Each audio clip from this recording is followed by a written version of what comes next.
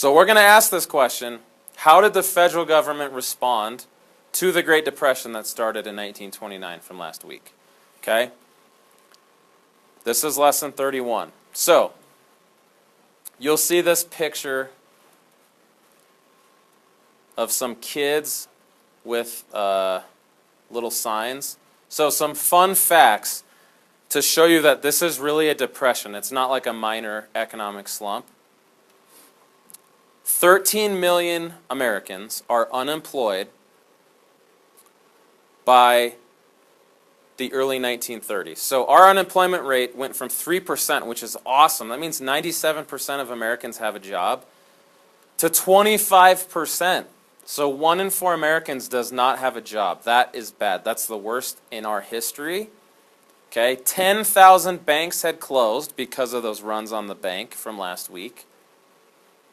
$2 billion in bank deposits disappeared overnight when the banks closed. They didn't have the money. And where was your money really? Like somebody must be hiding it, right? How do you just have $2 billion disappear? Well, they give it, or some people borrow it when they borrow it, or the bank. But no, tell me, really, where's that money now?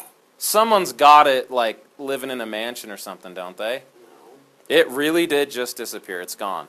Because when you invest on the margin in the stock market, you're gambling with house money. And when the stock market crashes, where does your money go? It evaporates.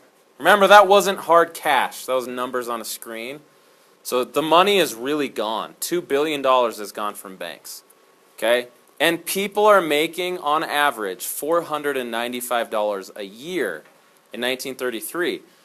Okay? Obviously, dollars are inflated today and by a lot less.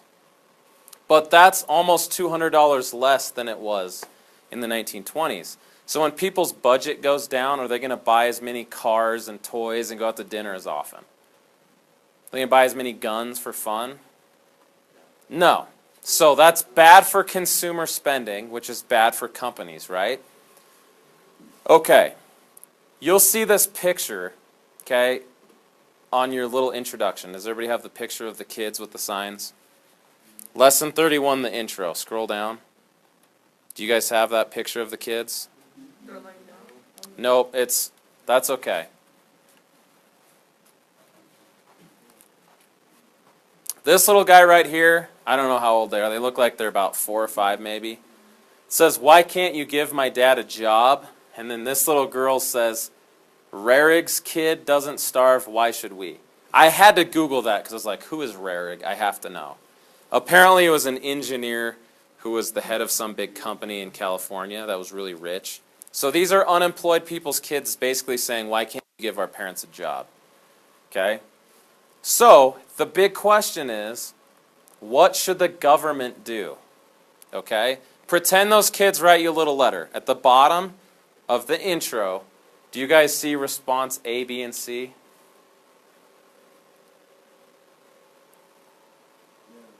Okay. Response A, B, and C. My screen looks like yours. I want you to read those and decide which one would you tell those little kids if they came to you and said, "Why are we starving? Why doesn't someone give my dad a job? How come rich people get to stay rich while we have no money?" Which one would you tell them? A, B, or C? And then in the box below say why you chose that. So read what A, B, and C say and decide which response would you give those kids.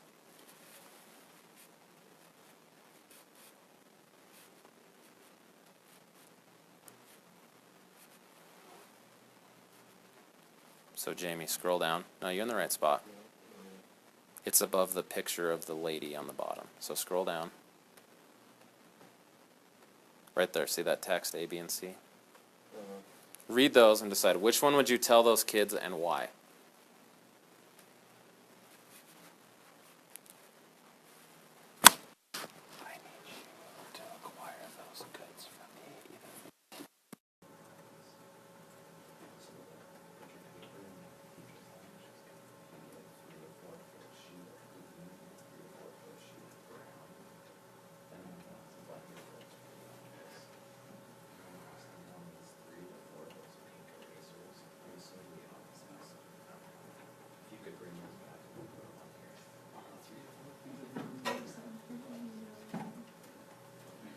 Which one are you going to tell those kids? A, B, or C?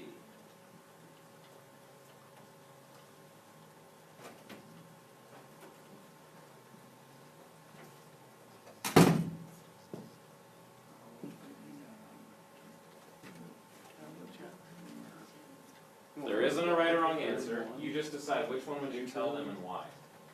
I know which one you can't tell them.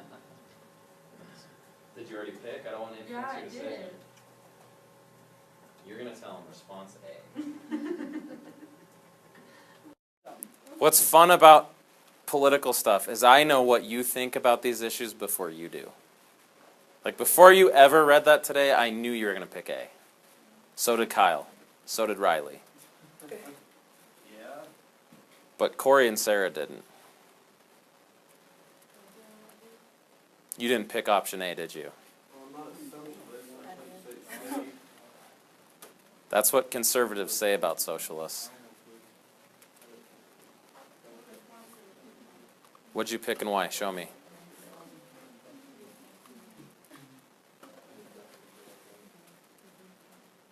How's that give her hope? You don't think those people are already working hard? apparently not. They don't have a job. It's kind of hard to work. How do you get a job when there aren't any available? Well, you can't work hard without a job.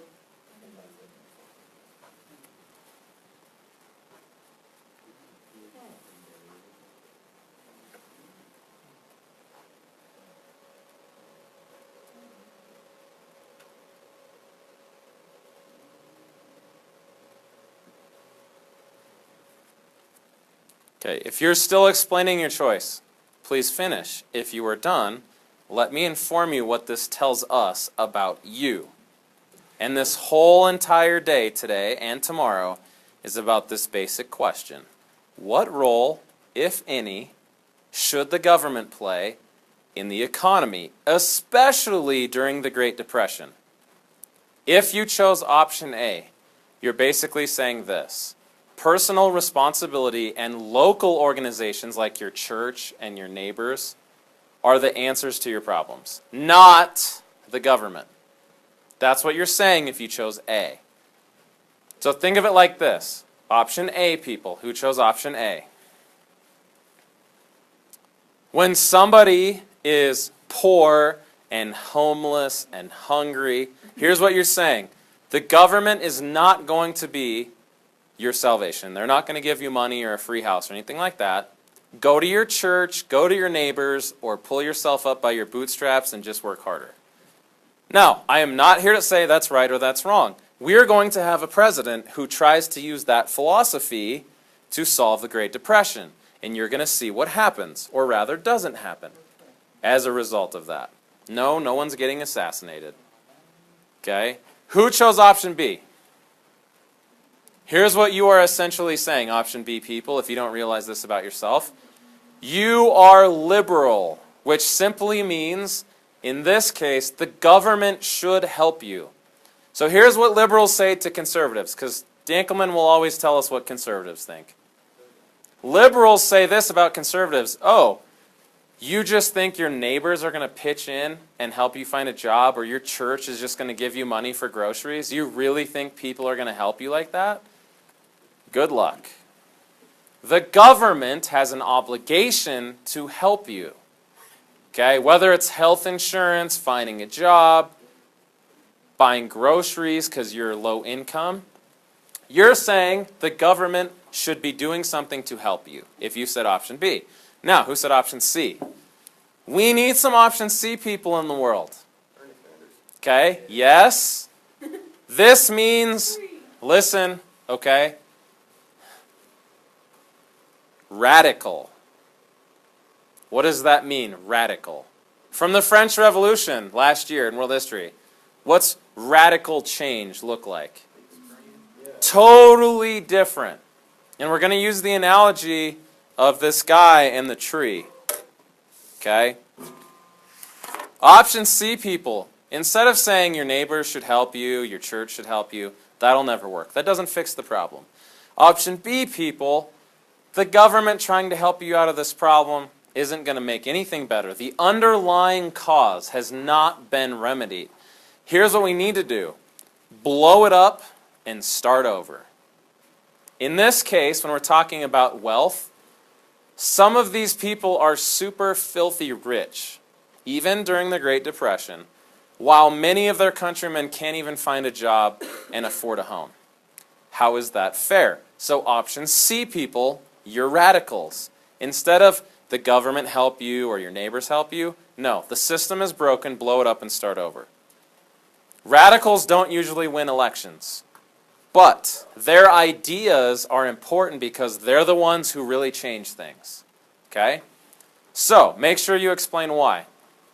What we're going to do is read about what President Hoover did during the early days of the Great Depression and which one he was, a conservative, a liberal, or a radical. I'll give you a hint. Anyone know what political party he was a member of?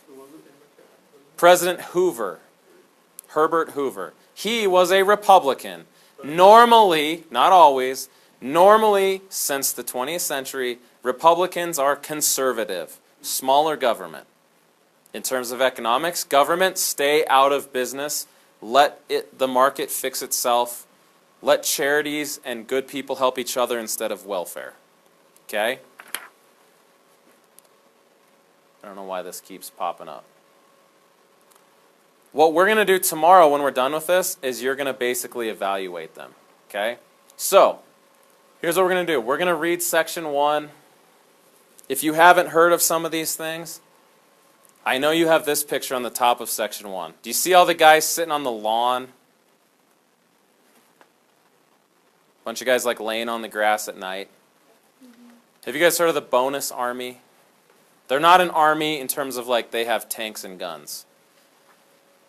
Okay, when you get out of the army or a lot of government jobs, do you get benefits later in life like health insurance, retirement, money for college? Right, Wilcox? Remember all those guys that we drafted into the Army for World War I? That was about 15 years back at this point. They're broke and don't have a job because 25% of people are unemployed. So they came to Washington, D.C. and said, hey, that money you guys owe us, can you pay us now since we're all broke and unemployed? And they camped out in front of the White House and the Capitol building. And they're called the Bonus Army. So they're a bunch of veterans from World War I who want their money from the government. Okay? Hoovervilles are basically shanty towns. People who can't afford their mortgage.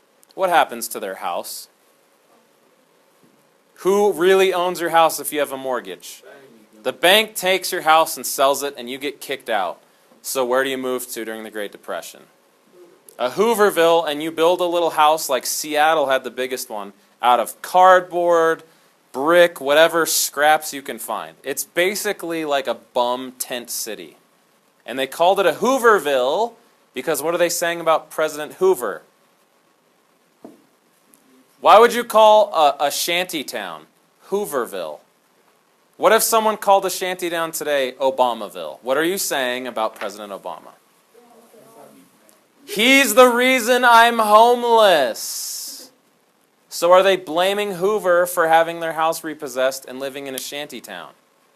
Yes, that's why they call it a Hooverville. Okay? All right, the rest you'll see. So we're going to read the introduction on your own. It's just a couple paragraphs.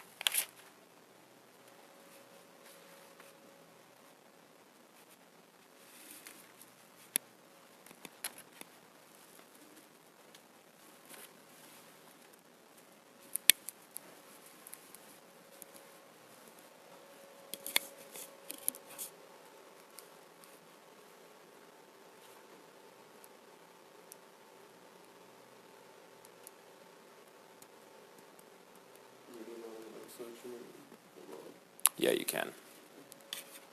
I'm going to ask you a couple questions, though.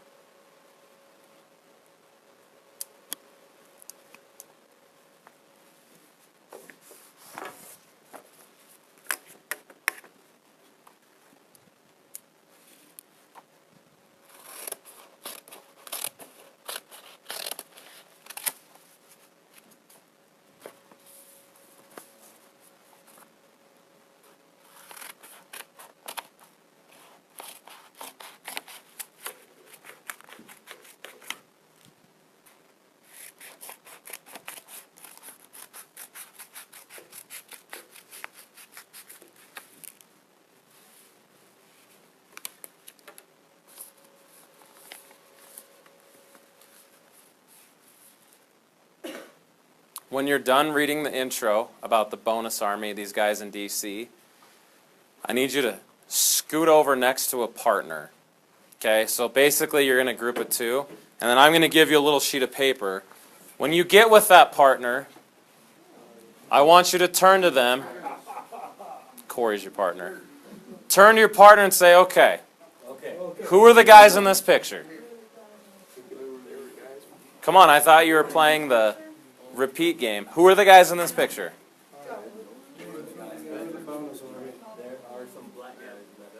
And white guys. And a couple white guys. Vast majority are black people. Where are they and what are they doing there? And you see this is your hint. That's not the White House. They're at the Capitol building. They Yep. promised to camp out there until the bonus bill was passed. That's when we're getting. Okay, I need you to keep an eye on these two. You guys can be a group of three. Bye. Bruce, you didn't answer my question. I'm reading. When you've established who these guys are and what they're doing here, the last and most important question is, what can the federal government, the national government, do in this situation? What could they do with all these guys camping out at the Capitol building? Jessica, can you scoot back and go with Maddie? Wait, are we doing it off of this? No, that's for what's coming next. Oh, okay. What can the federal government do for these guys? They're camping out on the Capitol building front lawn saying, give us the government benefits you owe us for being in the Army in World War I. Give them the money. What else? I don't want to spoil the story, but that's not what's going to happen. Or they can just. Okay, if you had a bum pitch a tent in your front lawn and say, Clara, you owe me that $50. I know you don't owe me that until next year, but I'm a bum, so can I please have my money now? What are some different ways to handle that? The first one is get your shotgun and say, I will shoot you if you don't get off my property. Now, no president would ever do that to a group of Army veterans, would they? That would be terrible press. Now, some of you are a little bit nicer than Clara, and instead of grabbing your 12 gauge, what else could you do to fix the situation? Let them starve. Whatever happened to giving them the money? That's an option. Okay, here's the other thing you could do. If you promise to leave, I'll give you the money when I owe it to you. Like, I don't have it right now, but instead of shooting at them or burning down their tent, you could say, if you leave my house, I'll give you the money next year like I promised you. Those are basically the three options. Do we agree? Okay.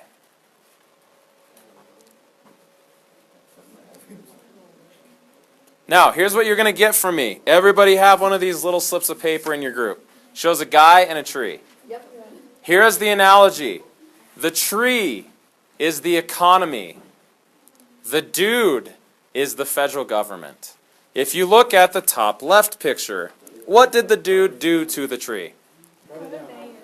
He blew it up and said, this whole entire system is rigged to cheat the poor and get the rich more rich, so I blew it up. What political ideology does that match up with? Radicals. Whoever said option C, what you're saying is, I'm going to cut down the tree and start over. The tree is never going to work. It even looks like a scraggly old dude. Now, honestly, if you look at the primary today in Iowa, if you like that, and there's no one here, Mr. Dankelman, who has the right answer for you, you have to find your own, then your guy that you should be caucusing for in Iowa right now is Bernie Sanders, because he basically says we have to really change our economy and our political system, and he's pretty radical. Like, he has really big, extreme changes, not little tweaks. Now, the guy in the middle, what's he doing to the tree? There is not a coincidence here that he's a fat guy in a suit with a briefcase full of cash, because here's what rich people say. What? Fix it? No, it'll fix itself. What ideology is that, Kim? What ideology is that? Radical is chopping down the tree. What do Republicans say? Small government, old school. What do we call that ideology? Conservatism. I'll give you a hint. That's going to be one of our two presidents during the Great Depression. Let the tree handle it on its own. I'm not getting involved. That was people who said option A to the little kids. Now, the third picture is the guy making some changes to the tree. No, he's pruning.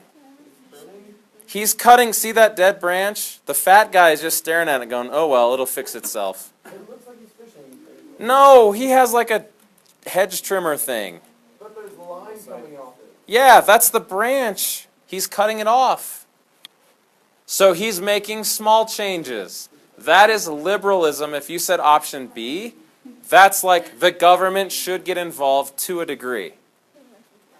Okay? So the first one, tree chop down, radical. The middle one, let it fix itself, stay out, that's conservative. The last one on the right, the little bit of involvement, that's liberal.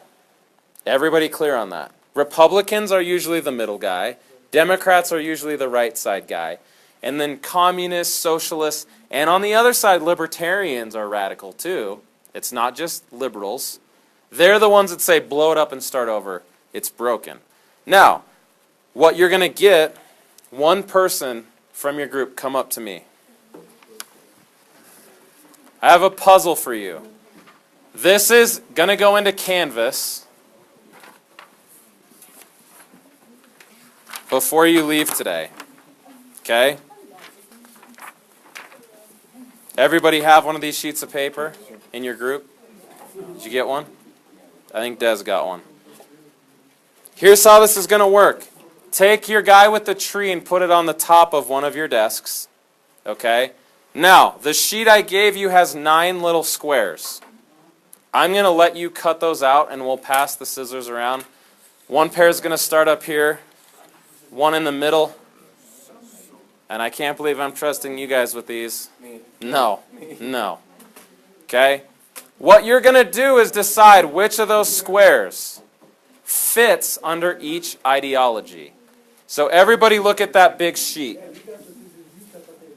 Listen. Look at the big sheet.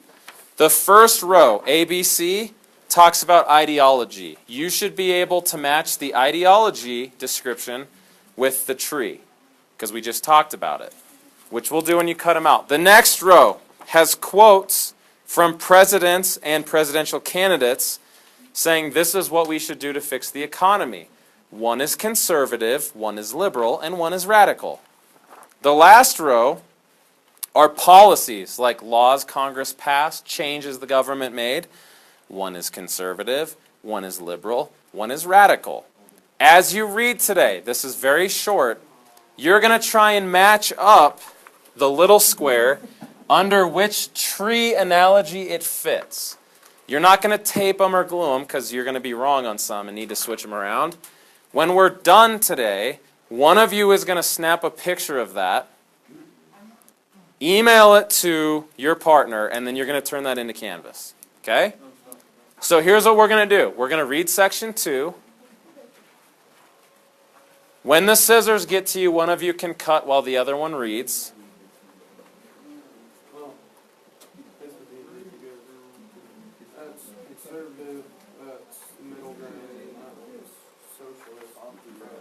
When you're done reading section 2, you should be able to put squares A, B, and C under the appropriate tree. So when you're done reading section 2, you should be able to put the squares A, B, and C in the right place. Now, you're not making them permanent, so we can correct them if you get them wrong. Okay?